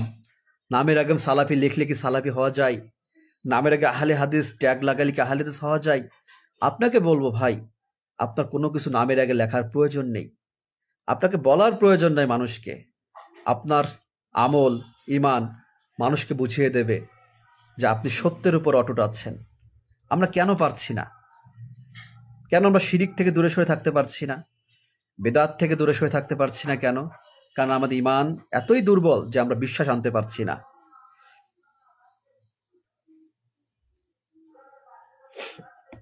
আমরা বিশ্বাস আনতে পারছি না। যে কথাগুলো আপনাদের এত সময় বললাম, বুঝালাম, সেটারা আপনারা আমার থেকে অনেক জ্ঞানী, শিক্ষিত আছেন, তবুও কিন্তু সবাই বুঝতে পারবেন না। এটাই বাস্তব, এটাই সত্য। এটা রিপন মিয়ার বাস্তব কথা না যে এটাই বাস্তব। তো রিপন মিয়া যখন কন্টেন্ট ক্রিয়েটর যখন বলে এটাই বাস্তব, সে রিপন মিয়া নিজেও বোঝে না আসলে এটা কি বাস্তব না মিথ্যা। আর আমি যেটা বলতেছি এটাই বাস্তব। কারণ দিন বোঝা, শোনার বোঝার মধ্যে অনেক পার্থক্য। আমি সবসময় চাই, বলি, একসময় অন্ধকারচ্ছন্ন জীবনে ছিলাম, এই পথে এসেছি। নাজমুল ভাই যেটা বলছে, সত্যের পর দুর্গম কাটা জ্বালা, এটা বাস্তব, এটা চিরন্তন সত্য, বাস্তব। এই পথে মানুষকে ফেরানো বড়ই কঠিন। এই পথে মানুষকে অপমান, লাঞ্ছিত করবে, বুঝতে চাইবে না, তবুও কেউ না কেউ বুঝতে পারবে। সাহাবাদের সংখ্যাটা খুব বেশি ছিল না, কিন্তু গনিমতের মালগুলো যখন রাসূলুল্লাহ সাল্লাল্লাহু আলাইহি ওয়াসাল্লাম সবার মাঝে বিলি করে দিয়েছিলেন, তখন সাহাবাদের ভিতরে একটু তারা অসন্তুষ্ট তারা হচ্ছিলেন, তারা একটু ক্ষোভ, তারা বলতে পারছেন না যে কি বলবো, কিভাবে বলবো। কারণ রাসূলুল্লাহ সাল্লাল্লাহু আলাইহি ওয়াসাল্লাম অনেক কিছু, যারা ইসলামের শত্রু ছিল এক সময়, বাধা দিয়েছেন, যখন ঈমান এনেছেন তাদেরকে সবকিছু ভাগ বন্টন করে দিয়েছেন, নিজের জন্য কিছুই রাখেননি। তখন সাহাবাদের ভিতরে আসছে যে আমরা তো কিছুই পেলাম না। শত শত উট অনেককে দিয়ে দিলেন, অনেক মালামাল দিলেন, আল্লাহ নবী সাল্লাল্লাহু আলাইহি ওয়াসাল্লাম তো আমাদের কিছু দিলেন না। যখন রাসূল সাল্লাল্লাহু আলাইহি ওয়াসাল্লামের কাছে এই বিষয়টা যিনি জানতে পারলেন, তখন সাহাবাদের কাছে বললেন, তোমরা কি এমনটা বলেছ?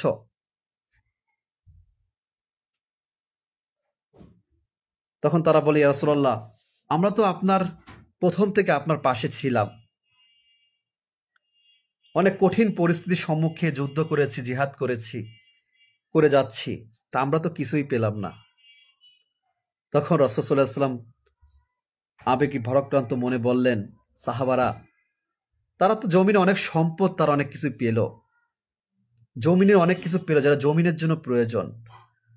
আর তোমরা তো মৃত্যুর পরবর্তী জীবনে চিরস্থায়ী জান্নাতের জন্য পেলে। তোমরা স্বয়ং তো আল্লাহ নবী সাল্লাল্লাহু আলাইহি ওয়াসাল্লাম, রাসূল সাল্লাল্লাহু আলাইহি ওয়াসাল্লাম আমাকে পেলে, আমার থেকে বড় পাওয়ার কিছু কি আর আছে?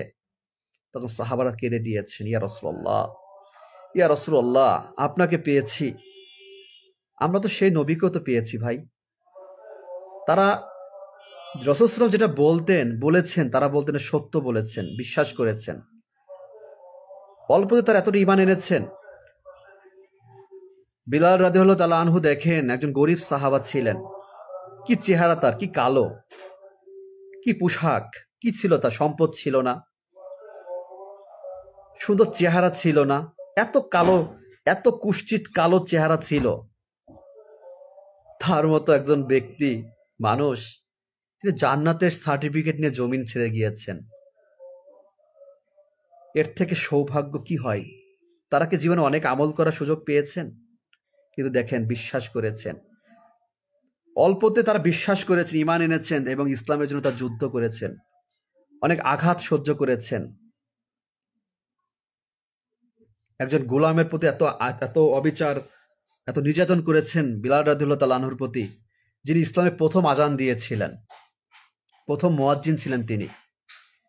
তাদের জীবন আর আমাদের জীবন, আমাদের সমাজে তো অনেক অনেক বছর ঈমান আমল, অনেক অনেক ইবাদত করার সুযোগ পাচ্ছে, তবুও দেখবেন, তবুও যেটা হচ্ছে, মানুষ সঠিক আমল করে যাচ্ছে না।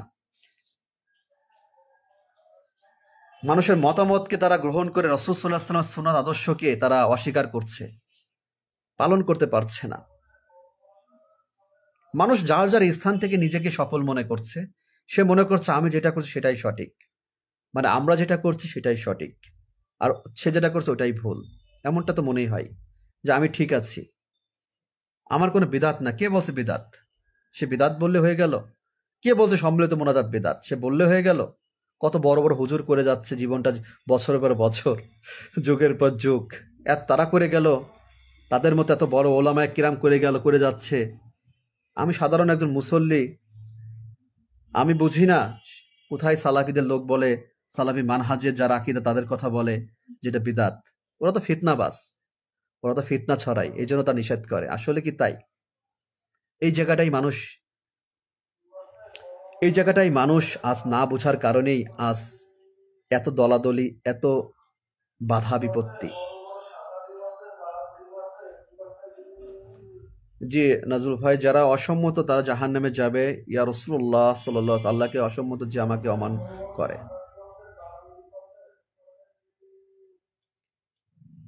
আপনারা অনেকে অনেক কমেন্ট করেছেন। আমি কথার আলোচনার জন্য আসলে একটু ফাস্টে কথাগুলো বলেছি। কথাগুলো যদিও আস্তে ধীরে ধীরে পড়া, রাসূল সাল্লাল্লাহু আলাইহি ওয়াসাল্লাম যখন কথা বলতেন তখন আয়েশা রাদিয়াল্লাহু তাআলা আনহা বলছেন যে কথাগুলো গুনা যেত, ফেরেশতারা গুনতে পেতেন। সুবহানাল্লাহ। আসলে অনেক সময় অনেক আলোচনা তো, এগুলো আকীদার কথাগুলো একটু উত্তেজিত হয়ে কথা বলা হয়ে যায়। আস্তাগফিরুল্লাহ। সময়ের বিষয়, এই জন্য জুমার দিন খুব সময়, জুমার নামাজের সময় হয়ে গিয়েছে, দ্রুত গেলে আসলে অনেক লাভ। যাই হোক, আল্লাহ তাআলা আমাদেরকে যে কথাগুলো বলেছি, আর সময় নিব না, আমাদের জন্য সহি জ্ঞান আল্লাহ তাআলা আমাদের দান করেন। আর আজকে জানেন যে ডক্টর মিজানুর রহমান আজহারী সাহেব যশোরের 3 দিন ব্যাপী যে মাহফিল আছে, আজকে তার আলোচনা আছে, তিনি আসছেন, অজস্র মানুষ এখানে যাবেন। মানুষের প্রতি সবার ধারণা ভালোবাসা একরকম নাও থাকতে পারে, ভুল ত্রুটি আমাদের আছে, সবারই আছে। একজন আলেমের কথা যতটুকু মানুষ বিশ্বাস করে, গ্রহণ করে, আপনারা অনেকে আছেন, আপনারা একজন খতিব, একজন মসজিদের পরিচালক, একজন মহতামিম, আপনাদের কথাগুলো যেভাবে মানুষ পাবলিক প্লেসে বিশ্বাস করে, গ্রহণ করে, ভালোবাসে, আমার মতো মানুষকে খুব একটা মানুষ গ্রহণ করবে না বলেই আমি লাইভে যতটুকু পারি চেষ্টা করি যে এই আলাম, আমার ফেসবুকে যারা আছেন অনেক অজস্র আলেম আছেন, আপনাদেরকে ভালোবাসি। আমি এতটুকু চিন্তা করি না যে আপনি হানাফি নাকি সালাফি মানহাজ আকীদা অনুসরণ করেন। আমি দেখি আপনার মতামত, আপনার কথাবার্তা, আপনার সম্মান, আপনাকে ভালোবাসতে হবে, কারণ এই জমিনে একজন আলেম অনেক দামি। আলেমদেরকে যে দায়িত্ব দেওয়া হয়েছে, যেই জন্য আপনি আলেম হয়েছেন, আপনার সেই দায়িত্বটা আপনি সঠিকভাবে পালন করেন। পালন করলেই ইহকাল এবং পরকালে সফলতা আছে। একজন আলেমের অনেক দায়িত্ব, যখন মানুষগুলো আসে তাকে সঠিক বার্তাটা পৌঁছে দেওয়া। অনেক চাওয়া থাকে, কিন্তু সে চাওয়াটা সবার কাছে পৌঁছানো যায় না। আল্লাহ তাআলার কাছে দোয়া করি যেন আজকের মাহফিলে মিজানুর রহমান আজহারী সাহেব, তিনি মানুষকে যেন তাওহীদের এই আকীদার কথাগুলো মানুষকে যেন, আসলে যদিও হয়তো আমার বিশ্বাস নাই যে আসলে বলবে না, তবুও বলি, তিনি যেন বলার তৌফিক, আল্লাহ তাআলা যদি চায়, আল্লাহ তাআলাকে দোয়া করে আল্লাহ তাআলা যেন তাকে সেই তৌফিক দান করেন। তিনি যেন সঠিক কথা, পূর্বে বলেছেন অনেক কথা, অনেক আলোচনা শুনেছি, আমার ব্যক্তিগতভাবে ভালো লাগে, কিছু মতামত তার ভুল আছে, আল্লাহ তাআলা যেন তাকে সে সঠিকটা বোঝার তৌফিক দান করেন। আমাদেরও অনেক ভুল ত্রুটি থাকতে পারে, আছে, আল্লাহ তাআলা যেন আমাদের সঠিকটা বোঝার তৌফিক দান করেন। আল্লাহ তাআলা যেন তার আলোচনার মাঝে যেন যুবকরা ইসলামের সঠিক পথে ফিরে আসে, যেন মানুষগুলো আল্লাহর পথে ফিরে আসার তৌফিক আল্লাহ তাআলা দান করেন। আমরা যেন প্রত্যেকেই একজন আলেম, যারা আমার এক ভাই যেমন লিখছে, আমি আপনাকে ভালোবাসি অনেক, মিজানুর রহমান আজহারী বিদাত করার জন্য ওনাকে আমি খুব ভালোবাসি না।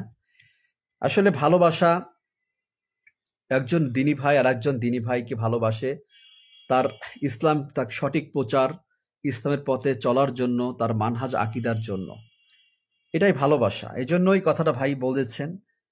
তা মিজানুর রহমান আজহারী সাহেব, আমি তার আলোচনার মাঝে যতটুকু দেখেছি, বুঝেছি, তিনি অনেক সহি আমলের কথা তিনি বলেন, তিনি বোঝানোর চেষ্টা করেন, কিন্তু মাযহাবের কিছু কারণে, দলীয় চিন্তার কারণে, কিছু মানে এক কথা যে পাবলিক ফিগার, তাদের জন্য তিনি কিছু বাধা চিন্তা করে, তিনি ঐক্য নষ্ট না করার জন্য, নিজের কিছু স্বার্থের জন্য, দিনের স্বার্থে না, এক কথায় তিনি সত্যকে জানা সত্য প্রচার করতে চান না। এটা আমি স্পষ্ট অনেকের ক্ষেত্রে দেখেছি, যেমন আহমদুল্লাহ সাহেবও কিছু কিছু বিষয় আছে বলতে গিয়ে বলতে পারেন না।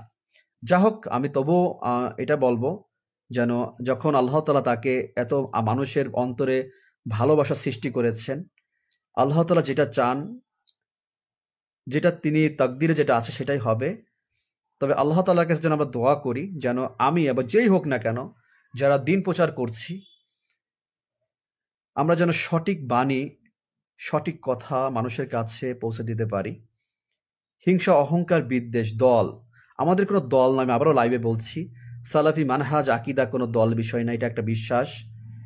এই বিশ্বাস যখন আপনি স্থাপন করবেন, আপনি সালাফি আকিদা মানহাজের অনুসারী হবেন। অনুসরণ করা, এটাকে আপনি যখন বুঝবেন, তখন আপনার মনে দোয়া আসবে, আপনি বুঝতে পারবেন না আলহামদুলিল্লাহ আমি আসলে বুঝতে পেরেছি। আর যতক্ষণ আপনি না বুঝবেন, তত সময় দ্বিধাদ্বন্দ্ব থেকে যাবে। তো যতই আমি বলি না কেন, আপনার কাছে হাস্যকর মনে হতে পারে, কিন্তু আল্লাহ তাআলা যতটুকু বুঝ দিয়েছেন ততটুকু বুঝি, যেন যেটা হক রয়েছে, কারো হক নষ্ট করা যাবে না। একটা হক হচ্ছে টাকার হক, মানে মানুষের কথার একটা হক আছে। সঠিক ভাই, তিনি আসলে জনপ্রিয়তার জন্য পারছেন না, এটা বাস্তব কথা। এটা হয়তো অনেকে অন্যদিকে নিবে, বললাম না যে কথা বলতে গেলে অনেক কিছু। তারপরও বলছি যে তার আমি বাংলাদেশে হানাফি মাযহাবে যত আলেম আছেন, তার মধ্যে শায়েখ আহমদুল্লাহ এবং মিজানুর রহমান আজহারী সাহেবকে আমি একটু ব্যতিক্রম চোখে দেখি। আপনাদের এই জন্য আমাকে যদি খারাপ লাগে, সেটা আপনার ব্যক্তিগত বিষয়। কেন দেখি? কারণ যেখানে অজস্র হানাফি আলেমরা কিন্তু অনেক বিষয়ে, অনেক আমলগুলো কিন্তু ঢেকে রেখেছে, তারা বলতে চায় না। যেরকম আমি মামুনুল হক সাহেবকে দেখেছি, বেশ কিছু কথাবার্তা তিনি কথাগুলো বলার চেষ্টা করেছেন। তা আমি এই গুণগুলো তার মাঝে দেখেছি। আশা করি যে তার যে বিষয়গুলো হয়তো আল্লাহ চাইলে এগুলো তিনি একদিন বুঝতে পারবেন, সুযোগ হবে। এই যে আলোচনাটা আমি করেছি, ঠিক এতটুকু আলোচনার জন্য লক্ষ লক্ষ মানুষকে যদি জানানো যেত, তাহলে মানুষ একটু হলে কিন্তু এই সালাফি কি জিনিস, এই মানহাজ কি জিনিস মানুষ জানতো। কিন্তু এখানে হয়তো 200-500 লোক হয়তো আমার কথাগুলোকে শুনছেন, হয়তো অনেকে চলে গিয়েছেন, কেউ 10 মিনিট, কেউ 5 মিনিট শুনেছেন, হয়তো লাইভে থাকবে। এই আলোচনাগুলো যদি ভাইরাল হতো, লক্ষ লক্ষ মানুষ দেখতো, অনেকের অনেক গল্প দেখবেন যে লক্ষ লক্ষ মানুষ লাইভে দেখে। কিন্তু এইগুলো আসলে আল্লাহ চাইলে চাক, এটাই পরীক্ষা। আলহামদুলিল্লাহ, যতটুকু আমার একটা ভাই যদি বুঝতে পারে, এটা আমার জন্য অনেক বড় পাওয়া। আমি যে কথাগুলো এতদিন ধরে বলে আসছি, হয়তো আগামী দিনও আল্লাহ যদি হায়াতটাকে বলবো, সে কথাগুলো, যে কথাগুলো শুনলে, বুঝলে এবং মানলে আপনি মৃত্যুর পরবর্তী জীবনের সফলতা আপনি পাবেন। আমি এটাই চিন্তা করি। দেলোয়ার হোসেন সাঈদী সাহেব, আল্লাহ তাআলা তাকে জান্নাত নসিব করুক, তিনি অনেক কথা, সহি কথা বলেছেন জীবনের শেষ পর্যায়ে, অনেক বিষয়গুলো তিনি তুলে ধরেছেন তার কথাগুলো। এই জন্য আলেম সহি আমলগুলো করার জন্য আপনাকে সহি জ্ঞান, ইমানকে বিশুদ্ধ করতে হবে, তাহলে আপনি পারবেন। কোনো ব্যক্তি দলের মতামত না, কোনো ব্যক্তিকে অনুসরণ করার কিছু নেই। আপনি দিনকে মানুন, সেই দিনকে মানুন যে দিন মেনেছে সাহাবারা, মেনেছেন তাবিন, যারা মেনেছেন ইমাম, অনেক মক্কা মদিনার সে যারা যে দিনটা গ্রহণ করে তারা বিশুদ্ধ আমল করার চেষ্টা করে সেটাই গ্রহণ করেন। আপনি ইনশাল্লাহ, আশা করি আমরা সঠিক দিন গ্রহণ করে মেনে আমল করে ইনশাল্লাহ মৃত্যুর পরবর্তী জীবনে সফলতা অর্জন করতে পারবো। এই জীবনে সফল হওয়ার কিছুই নেই।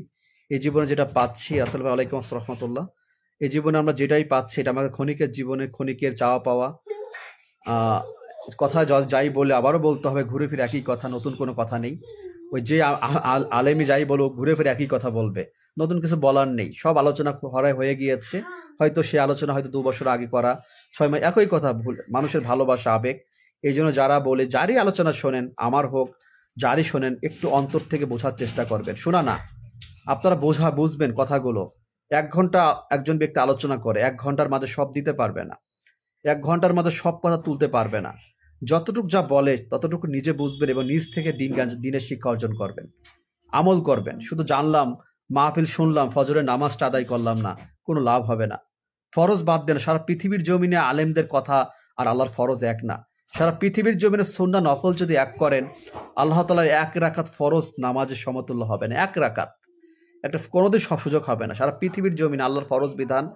এই জন্য বলে সকলকে যেন আল্লাহ তাআলা, প্রত্যেকটা মুসলিম যারা পৃথিবীর জমিনে আছে, 5 ওয়াক্ত সালাত যেন আদায় করতে পারি রাসূল সাল্লাল্লাহু আলাইহি ওয়াসাল্লাম যেভাবে আদায় করেছেন সই শুদ্ধভাবে।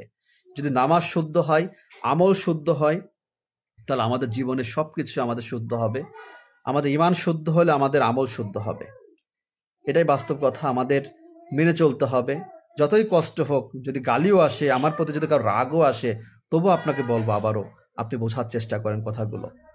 আপনি আবার শুধু আপনি সঠিকটা জানার জন্য আল্লাহ তাআলার কাছে দোয়া করেন যে আল্লাহ আমি সঠিকটা বুঝতে পারি। কারণ ফিতনা ফাসাদের সমাজে অভাব নেই, কোনটা সত্য কোনটা মিথ্যা আপনাকে যাচাই বাছাই করতে হবে। আপনার দিনী ভাই হিসেবে আমি আছি, যতদিন আছি আমি আপনাকে সঠিক বাণী প্রচার করে যাব। আমার কোনো পারিশ্রমিক নেই, আমার কোনো টাকা পয়সার প্রয়োজন নেই ভাই। আল্লাহ তাআলা আমাকে যে অন্ধকার জীবন থেকে এই পথে এনেছেন, সারা পৃথিবীর জমিনে সম্পদ টাকা পয়সা ভাই এর কাছে কিচ্ছু না।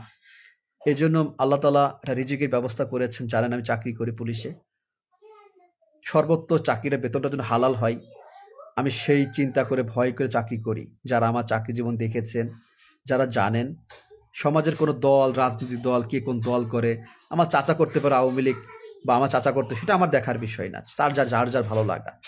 কিন্তু আমি বুঝেছি আমার দল আল্লাহ, আমার একটাই দল, আমার আদর্শ রাসূল সাল্লাল্লাহু আলাইহি ওয়াসাল্লাম। সাহাবারা যে বিশ্বাস করেছেন, যে চিন্তা করেছেন, সেই ঈমানের পথে হচ্ছে একমাত্র পথ। সে পথে চলতে হবে আমাদের। ভুল ত্রুটি হতেই পারে ভাই, আমি মানুষ। যেটা বলেছে আল্লাহর পক্ষ থেকে বলার চেষ্টা করেছি। ভুলগুলো হলে ইবলিসের পক্ষ থেকে হয়তো হয়ে গিয়েছে, আস্তাগফিরুল্লাহ।